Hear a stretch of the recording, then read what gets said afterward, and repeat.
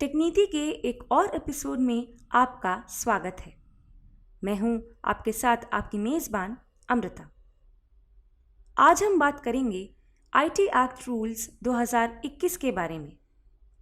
हम सभी हमारे खरीदारी निर्णयों को प्रभावित करने से लेकर हमारे स्वास्थ्य विकल्पों को आकार देने तक हमारे दैनिक जीवन में सोशल मीडिया इन्फ्लुएंसर्स की भूमिका को बखूबी समझते हैं।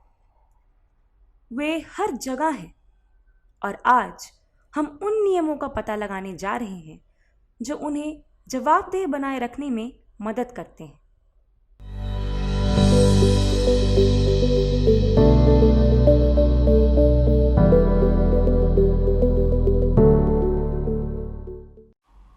एक महत्वपूर्ण विकास में भारत सरकार ने 2021 में आईटी, मध्यवर्ती दिशा निर्देश और डिजिटल मीडिया आचार कोड नियमों को अधिसूचित किया था।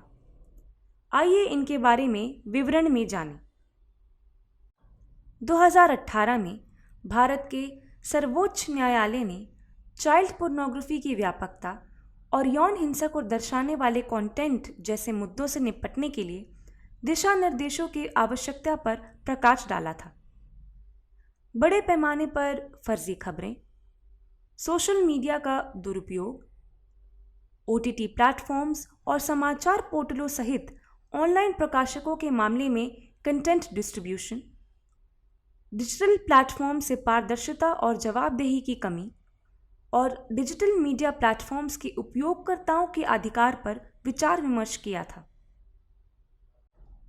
2020 में संसद के ऊपरी सदन यानी राज्यसभा की एक समिति ने सोशल मीडिया पर पोर्नोग्राफी के खतरनाक मुद्दे और बच्चों तथा समाज पर इसके प्रभाव पर एक अध्ययन किया था। इस समिति ने ऐसे कंटेंट के डिस्ट्रीब्यूटर्स की पहचान करने के उपायों की सिफारिश भी की थी। इस सब ने सरकार के हस्तक्षेप के लिए मंच तैयार किया और सरकार 2021 में ये रूल्स लेकर आई। इन रूल्स के चलते सोशल मीडिया इंटरमीडियरीज को उनके यूज़र बेस के आधार पर दो प्रकारों में वर्गीकृत किया गया: सोशल मीडिया इंटरमीडियरीज और सिग्निफिकेंट सोशल मीडिया इंटरमीडियरीज। इन नियमों के अनुसार इन इंटरमीडियरीज को उचित परिश्रम का पालन यानी इन रूल्स को सही तरीके से फॉलो करना आवश्यक है। ऐसा करने में विफल रहने पर आईटी अधिनियम की धारा 79 के तहत सुरक्षित आश्रय यानी सेफ हार्बर का नुकसान होगा, जो उन्हें अपने प्लेटफॉर्म्स पर पोस्ट किए गए कंटेंट के लिए किसी भी कानूनी कार्रवाई से बचाता है। एसएसएमआई यानी सिग्निफिकेंट सोशल इंटरमीडियरीज को नियुक्त करना होगा।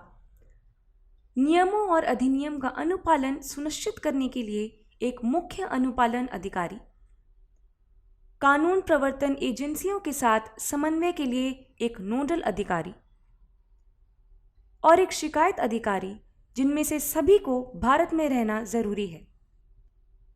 बिचौलियों को व्यक्तियों के पर्सनल या प्राइवेट कंटेंट, न्यूडिटी या सेक्सुअल कंटेंट को दर्शाने वाले कोई भी कंटेंट की पहचान करने और उस तक पहुंच को तुरंत हटाने या अक्षम करने के लिए प्रौद्योगिकी आधारित उपायों को तैनात करना होगा।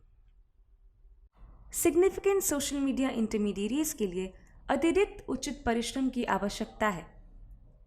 संदेश सेवाएं यानी अलर्ट मैसेजेस प्रदान करने वाले महत्वपूर्ण सोशल मीडिया इंटरमीडियरीज को राष्ट्रीय सुरक्षा और गंभीर अपराधों को संबोधित करने जैसे विशिष्ट उद्देश्यों के लिए सूचना के पहले प्रवर्तक की पहचान करने में सक्षम बनाना होगा। गैर कानूनी जानकारी को हटाना, उचित अधिकारियों द्वारा अधिसूचित होने के बाद इंटरमीडियरीज भारत की संप्रभुता और अखंडता, सार्वजनिक व्यवस्था और अधिक से संबंधित कानून द्वारा निश्चित जानकारी को होस्ट या प्रकाशित नहीं कर सकते हैं। ये नियम जो 2021 में लाए गए थे, समाचार प्रकाशकों, ओटीटी प्लेटफॉर्म्स और डिजिटल मीडिया से भी संबंधित हैं। इनके तहत ओटीटी प्लेटफॉर्म्स को कंटेंट को आयु आधारित श्रेणियों यानी एज बेस्ड कैटेगरीज में स्ववर्गीकृत करना आवश्यक है। बच्चों तक आयु अनुचित यानी एज अप्रोप्रिएट कंटेंट पहुंचे और एज वेरिफिकेशन सिस्टम भी स्थापित हों, इसको भी देखना आवश्यक है। इन रूल्स के मुताबिक वो कंटेंट जो बच्चों के साथ साथ सभी उम्र के लोगों के लिए उपयुक्त है, उसे यू रेटिंग के रूप में कैटेगराइज किया जाना चाहिए। 7, 13 या 16 वर्ष की आयु से अधिक के व्यक्तियों के लिए वो कंटेंट प्रतिबंधित किया जाना चाहिए जो उनके लिए अप्रोप्रिएट नहीं है।